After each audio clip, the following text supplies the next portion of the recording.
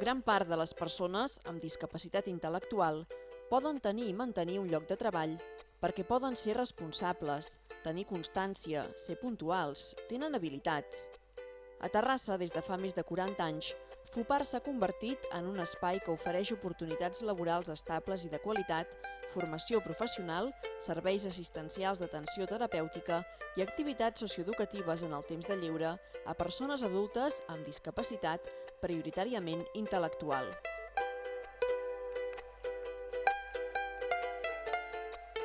Es tracta d'una entitat d'economia social i sense finalitat de lucre, però que treballa per funcionar com una empresa ordinària, de manera que tot s'intenta normalitzar al màxim. FUPAR va començar per les necessitats d'uns pares que tenien fills amb discapacitat intel·lectual que acabaven l'etapa escolar i el que estaven intentant és buscar un futur pels seus fills o una progressió de forma laboral per poder donar ocupació que no es quedaven a casa. En aquells temps, en l'any 71, la majoria de gent amb discapacitat el que feia és que es quedaven a casa per ajudar la família. Hi va haver una iniciativa que l'obra social de Caixa de Terrassa en aquell moment va ajudar i es van crear els primers talleres protegidos, que era el nom que es va donar al primer FUPAR. Hi ha dos nivells d'atenció, o persones que tenen la valoració per poder treballar, que són les que tenim ateses en el Centre Especial de Treball, són persones que estan amb un règim de seguretat social, tenen el seu salari final de mes, i aquestes han tingut que passar per un procés de valoració que se'ls ha donat el certificat per poder estar treballant. Llavors n'hi ha altres que són ateses, que és el que en diem el centre ocupacional. El que s'està treballant amb ells principalment és millorar o mantenir les seves qualitats de vida aquí a la Fundació.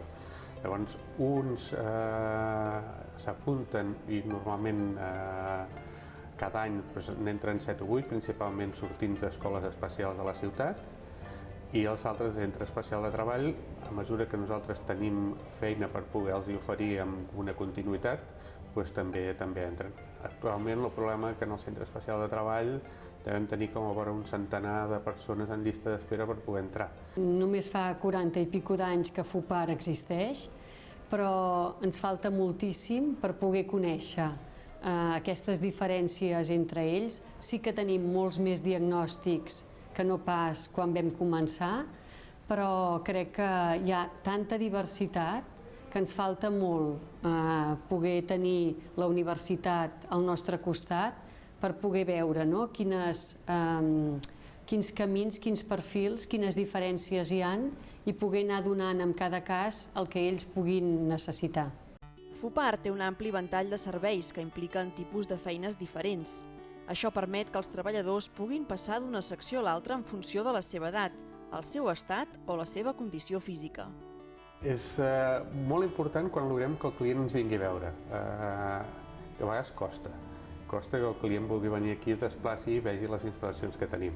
Hi ha vegades que quan el logrem portant aquí, quasi hem guanyat moltíssim perquè el client ja el tenim molt fidelitzat. Ensenyem les instal·lacions, veu que això no és un quarto de reixa, que és com qualsevol altra empresa ordinària, veu els ritmes de treball, saben que aquí disposem d'una certificació de qualitat igual que una altra empresa, tenim la ISO 9001, vull dir que ja guanyem molt. El que ens costa és que el client vingui cap aquí.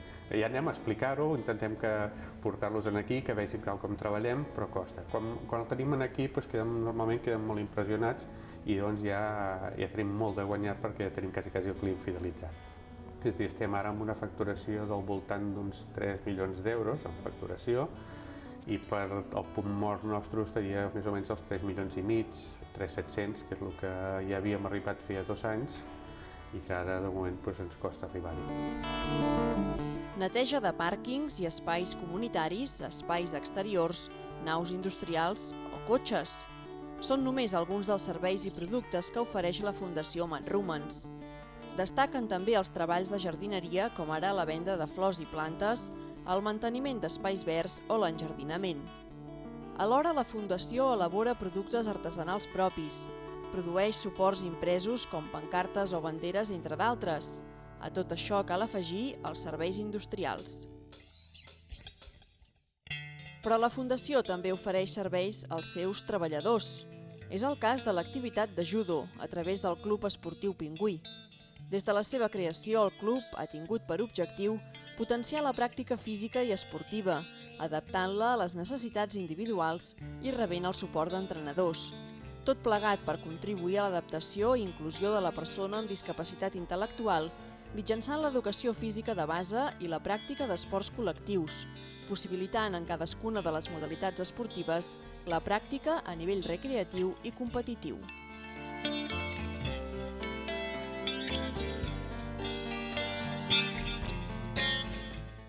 La Fundació Mat Rumens va néixer sota el paraigües de l'obra social de l'antiga Caixa Terrassa. Després de la fusió amb les caixes de Sabadell i Manlleu, va passar a dependre d'Unim.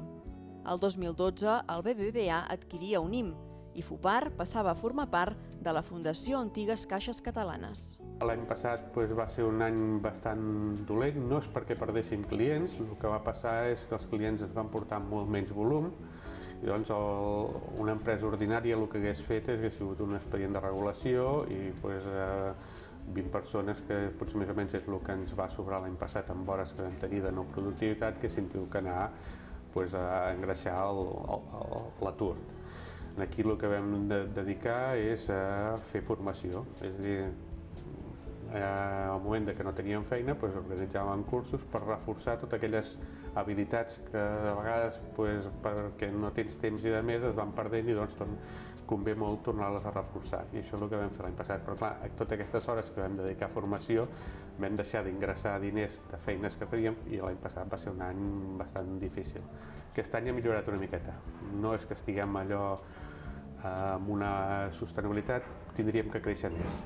Que tot i que amb el BBVA hi ha molt bona relació i que hi ha projectes que els engeguem conjuntament, però són projectes, no és un compromís diguéssim, a tirar endavant o a buscar la sostenibilitat de la Fundació. La sostenibilitat de la Fundació l'hem de buscar nosaltres i ens hem d'espavilar com sigui a buscar feines, a buscar treballs perquè això continuï rodant. Un any com l'any passat el podem tenir dolent, 2 també, però gaires més no seria sostenible. FUPAR atén els treballadors en la seva diversitat. Disposa d'un departament format per pedagogs, psicòlegs, treballadors i educadors socials que acompanyen i formen els usuaris per ajudar-los a desenvolupar-se al màxim possible.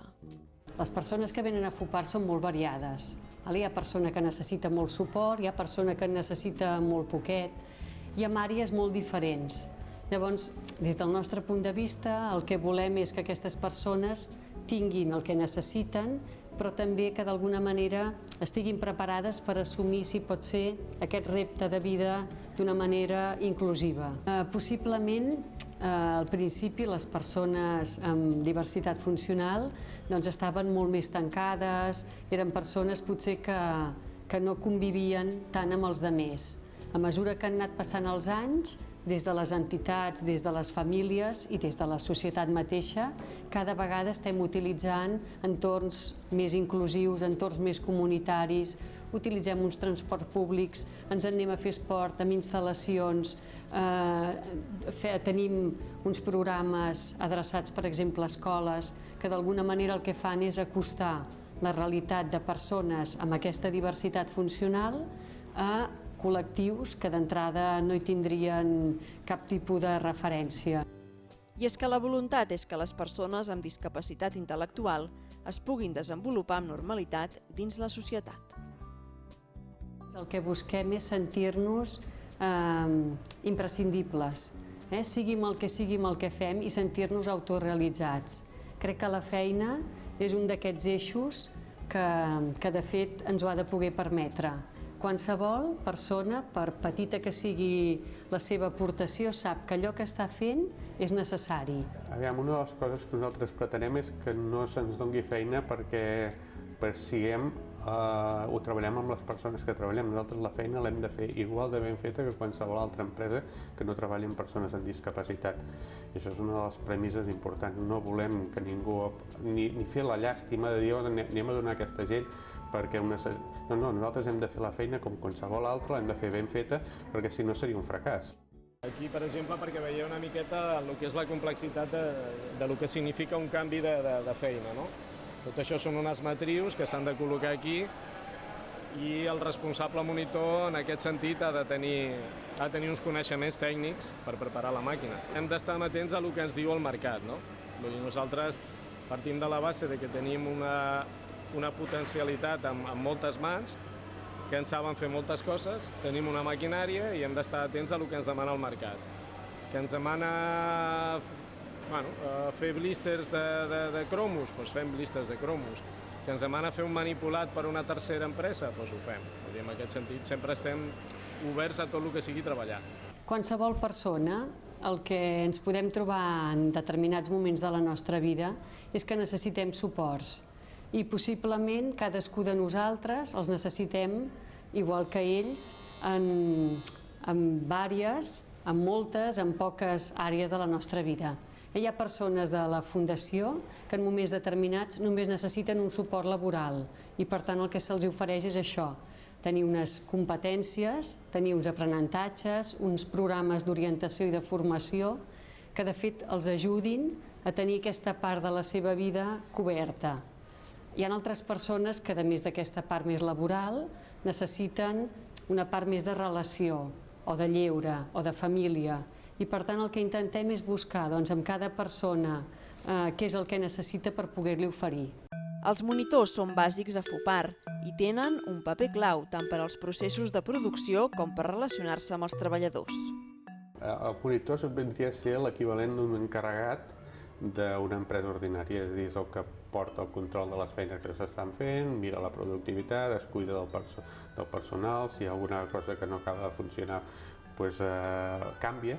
És exactament la funció, l'únic que té una part assistencial, perquè les persones amb discapacitat potser en segons quins moments necessiten una atenció especial i aquest monitor el que fa en aquests moments, que puguin tenir una mica de dalt i baix, és regular aquestes coses que potser en una empresa ordinària no passen o passen de diferent manera. La meva tasca com a monitora és rebre la feina que ens ve des del departament, des de direcció d'industrial, i depèn de la feina que sigui, s'ha de muntar la màquina, depèn del client, ell mateix ens proporciona el material, posar els usuaris, els nois a cada lloc de la màquina, controlar la producció, el control de qualitat, treure el material fins a magatzem i sobretot l'atenció als nois, que per això estem. Ara mateix parlem de diversitat funcional, ara mateix, perquè entenem que potser és un terme més inclusiu. Qualsevol persona, jo mateixa porto ulleres, per tant entenc que sóc una persona amb una discapacitat. La paraula diversitat funcional és molt ampli i per tant el fet que qualsevol es senti proper amb una persona que pot necessitar suports és més comprensible i per tant ens fa més humans, més propers i ens fa donar que al llarg de les etapes de la nostra vida, quan arribem sobretot a la vellesa, qualsevol de nosaltres som persones amb discapacitats. A mí me gusta coser, es mi estilo. Entonces, claro, eso es mi trabajo y lo que realmente me gusta. Más tranquilidad, más centrada, más económicamente y bueno, de todo. Pues son bolsitas de lavanda. La compañía de la rubia las rellena y luego las cose. La primera vez que me puse a coser en una máquina no sabía. Me enseñó la monitora, la Carmen. Normalment és gent que ve del món industrial, a part de que també les entrevistes es valora molt la vessant humana d'aquesta persona. El fet que tingui uns coneixements tècnics ha d'anar compatibilitzat amb que hi hagi un tarannà personal per poder treballar amb persones amb una sèrie de necessitats especials. La majoria són persones amb una plenitud que a vegades les persones que ens anomenem normals no l'aconseguim. Són persones que venen a FUPAR i la porta de FUPAR sempre és oberta de portes enfora perquè sabem que tots els que venen hi estan molt de gust. Poden escollir i de fet troben el recolzament per poder parlar, per expressar les seves coses, per tenir un nucli, sentir-se estimat, sentir-se autorealitzats i en aquest sentit més aviat seria enveja. El que hauríem de tenir les demés persones perquè són persones fantàstiques. Jo crec que potser l'autorealització és algo que els caracteritza. L'objectiu final i específic de la Fundació MedRumens és aconseguir, tant com sigui possible, la capacitació professional i la millora de la qualitat de vida del personal atès. Tenir una feina els fa sentir útils, membres de la societat.